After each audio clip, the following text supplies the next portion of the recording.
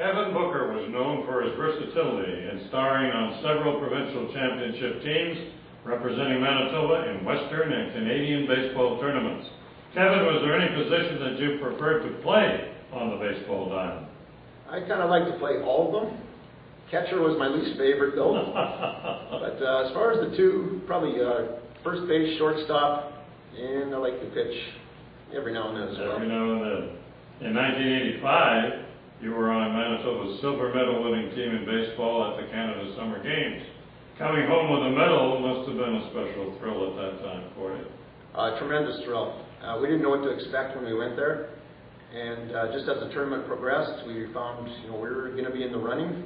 And we actually, in our minds, we won the gold, except for a controversial play at the plate. So a little bittersweet, but I still have that medal. I look at it every now and then, and it means a lot to me more and more over the years. Who did you lose to in that gold medal final? Ontario. Oh, again. Again, yeah. Always, eh? Yeah. Well, they were usually the strength of those Canada games at that time. Yeah, they had a tremendous team. Yeah. For an individual honor, I would think being named the senior AAA Player of the Year with the Elmwood Giants that I also played for back in 1995 would have to be a major distinction for you, wouldn't it? Yes, that means a lot to me as well, especially considering all the great players that were playing at that time. A lot of guys that have played in college, come back, a lot of guys that didn't go to college but were just great athletes in Manitoba here, so that means a ton to me. How about this one for a highlight?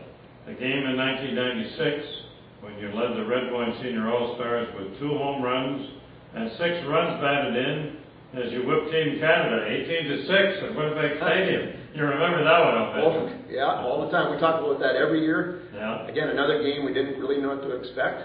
And as things turned out, we got on a roll, and before you know it, we were up huge on them. And that took us through the whole summer.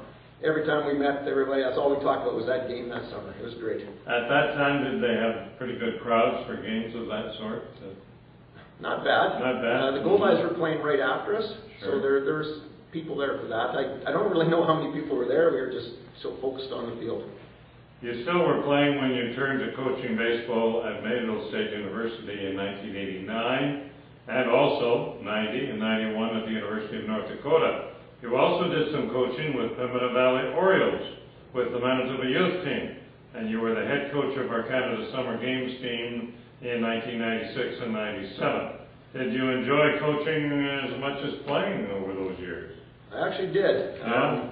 I really like the technical and thinking part of coaching, moving players around, trying to manipulate the game the way I wanted it to go, and really enjoyed that. You must have had to deal with some prima donnas and others of that sort. Yes, there was a few. Yeah, there always is. Yeah. I'm training as a teacher, so I kind of had a bit of a background on how to deal with different personalities. How did you get into baseball scouting? You were an area scout for the Los Angeles Dodgers and the Montreal Expos for 5 years back in the 1990s. How did that come about?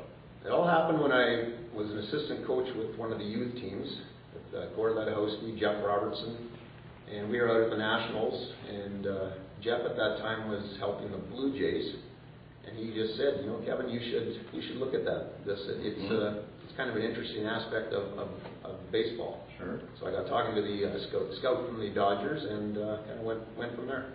What were you essentially looking for when you assessed talent in that role? A lot of the teams, they want to look at players that have good natural ability, good potential. A lot of the positions, the size was big, for pitchers at that time, maybe still is. But just kids that had a raw ability that these teams could take and develop into something more. And so you perceived that, and you made your recommendations accordingly. Mm-hmm. Yeah. Would you still like to be scouting? Probably not. I'm really busy with my kids now, who are they're getting older, but they're still active in sports, and that's what kind of drove me or took me out of baseball a few years ago. Mm-hmm. I just wanted to spend more time with them and see them do their sports and be a part of that. Kevin, do you have a favorite Major League Baseball team or a Major League player? I've always liked the Cincinnati Reds. Mm-hmm. I guess they're my number one team still. But I just like to follow players a bit too and see how they progress and how things are going. No outstanding ball player that sticks out for you? No. But are you a baseball fan right now at this stage of life? I am. Yeah. I like watching. With the schedule, it's hard to watch a whole game, but if you can see a couple innings here and there, I appreciate that. And did you start playing baseball in snow play? Oh, I did, yeah. Yeah, started playing in my backyard, throwing a tennis ball against a greenery or a garage, and getting all the different bounces and just kind of simulating games that way. And tell me, what does it mean to you to be a member of the Manitoba Baseball Hall of Fame? Great honor. Again, just in the short time I was involved in baseball, just knowing all the great coaches and players, just people involved in the sport at that time, to be recognized by going into the hall, that means a lot. Kevin Booker, who has been inducted into the Shrine of Baseball in Manitoba.